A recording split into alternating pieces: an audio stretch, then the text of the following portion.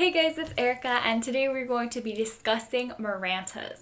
Now, Marantas are in the family of prayer plants along with calatheas, and they're very similar, except in my opinion, Marantas are so much easier to care for than calathea. They have a lot of similar care requirements, but Marantas are so much less fussy and just a lot less dramatic and problematic than calatheas. So it's an easy plant to take care of, but you have to be pretty vigilant with your care for them. They're not a plant that you can just forget about and it will be okay. If you are a plant parent who tends to love on their plants a little bit too much, you kind of overwater more often than underwater, this is a perfect plant for you, and I think you'd love a Maranta. Maranta are pretty easy to care for, but they are a little bit more needy than, say, like a pothos or a philodendron. They do need a little bit more extra care than those plants do. Generally, they like to have higher humidity, and they'll kind of get crispy if the area they're in is not humid enough. So you do want to make sure that you have a humid environment for them. They tend to do well in bathrooms because those are kind of humid if you have enough sunlight in there for plants. If you live in a very dry area, then I wouldn't recommend this plant for you unless you have a humidifier. Other than that, they can be in low light to high light areas, although they aren't going to do as well in a low light situation as they would do in a medium to highlight situation. For example, I have a Maranta here, and you can see it has these gorgeous, luscious, gigantic leaves here, and these look so good, but these leaves were created by the plant when it was in a brighter light situation. These leaves came from when I moved this plant from a low light spot to my grow lights. And over here, these little measly leaves are what the plant grew when it was in a low light situation. These are from when I had the plant in a north facing window. So you can see there is a clear distinction on the size of the leaves, the coloring of the leaves, and it does look a lot happier when it's in a brighter light area. But like I said, they can grow in a low light situation. It's just not going to be as full and luscious as if you give it, the light it wants. So I mentioned that I keep some of my Marantas under the grow light. I showed you this example. But if you have a variegated Maranta, I would suggest to keep those in natural sunlight if possible, because I found that the grow lights kind of alter the variegation of the plants. It will maybe change the color from a really nice white to a kind of yellowish color. Sometimes it even makes the variegation go away. So you can try it out if you want to, but otherwise I would say keep it in natural light if possible. So you might notice that this plant is kind of closed off and it looks like it's not very full and open, and that is because I'm filming this video at night, and the reason that these plants are called prayer plants is because at nighttime their leaves will start to close and fold up. It's actually pretty cool to see the plants move. You can visibly see the plant close its little leaves, get its little prayer hands together. Moving on to watering requirements. These plants do not like to dry out. I don't recommend letting these plants dry out. I'm someone who often lets my plants dry out, but these should not, you should not let these plants dry out because they will start to get crispy edges. Their leaves will potentially start curling in. For example, my lemon lime, you can see these leaves are curled in, and that is because they are not getting enough water. And it's very clear. The reason is because this branch actually broke, so they are literally not getting any water. So this is how your plant will start to curl up if it needs more water. But I would not recommend waiting until your plant starts curling up before you water it. A lot of times I will say, if you're unsure, you can wait until your plant looks like it needs water before you water it. For this one, if it looks like it needs water, you should take note of how long it took before it got to that point, and then try to water before it gets to that point again.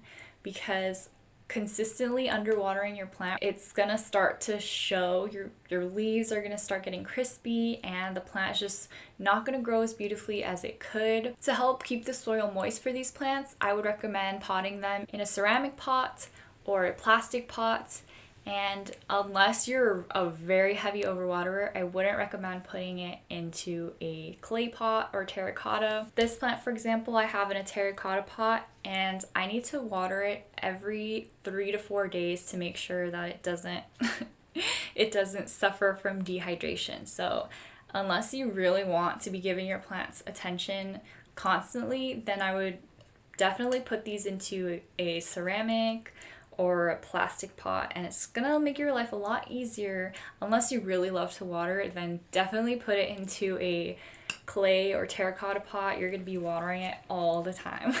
That also kind of brings us to the soil situation. So this plant is actually a propagation that I recently potted, and I just put it into a soil mix that I make. I'll put it up on the screen.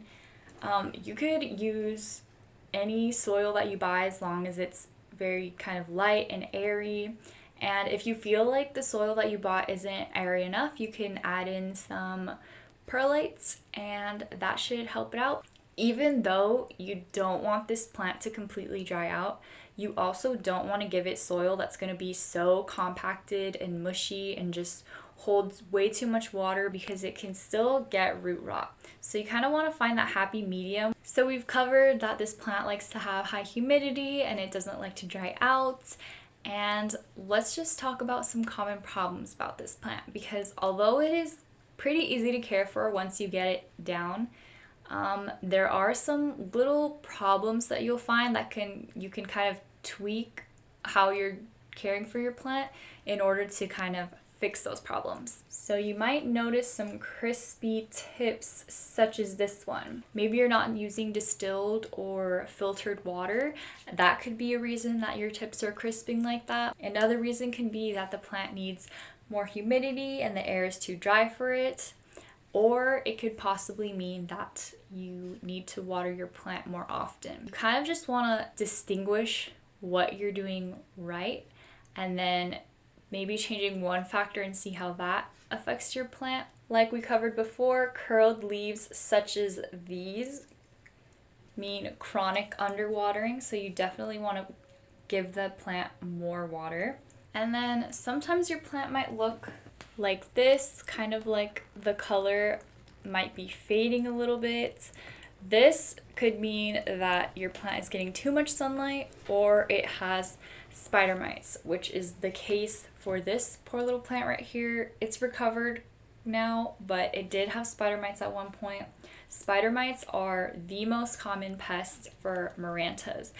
And the funny thing is that spider mites thrive in conditions that are dry, and these plants love to be moist. So if you put it in a humid area, you shouldn't have to worry about spider mites. If you water your plants on time, you shouldn't have to worry about spider mites. Lighter leaves could mean too much sunlight, or you might have a pest problem.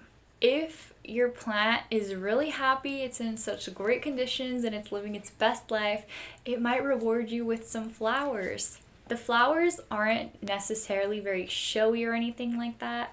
This plant has some flowers that recently died off. They tend to pop up in the springtime. Let me see if I can find them. So here we go. We got some flowers right here. They could be pink. They could be white. They could be a little purplish, pinkish. And then we have some ones that are spent right here. So it's really nice to see flowers. That's kind of like a reward for taking care of your plant. Even if you take care of your plant super well, you might not see flowers, but it's just kind of, a nice thing to see. And they're not really showy or anything. They're just little small flowers, but it's really nice when you notice them growing up. Finally, we can talk about propagation of this plant. And propagation is actually super, super easy.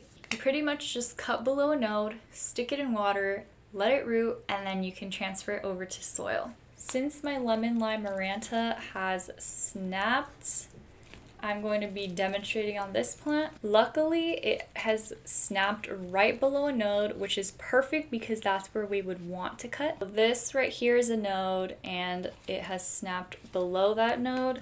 So I'm going to take my cut there, boom, and stick this in water. Hopefully it hasn't been snapped for too long and it can recover and root. I'm just gonna place this in water like this, and I like to stick as many nodes into the water as possible. So you can see there's a bunch of nodes in here, and nodes are basically where the leaves grow out. So if you see they're kind of knobby, we just leave this in here, and I'm gonna put this in a north facing window. Hopefully it will root. I'm not entirely sure because this does look like it's been suffering for quite a while. Like I mentioned before, this was a propagation that I took and I rooted it in water and I transferred it over to soil, and it's doing pretty well. When you transfer your Maranta over to soil, you definitely want to never let the soil dry out. Like for Marantas, you don't want to let the soil dry out anyways, but for a propagation from water into soil, you definitely do not want to let the soil dry out at all. So I believe that covers everything that I wanted to cover here in this video. If you have any questions or you have any tips, maybe there's something that I left out, feel free to share them in the comments below or ask your question in the comment below. Otherwise, that is it for today's video. Thank you guys so much for watching, and I will see you in the next one. Bye!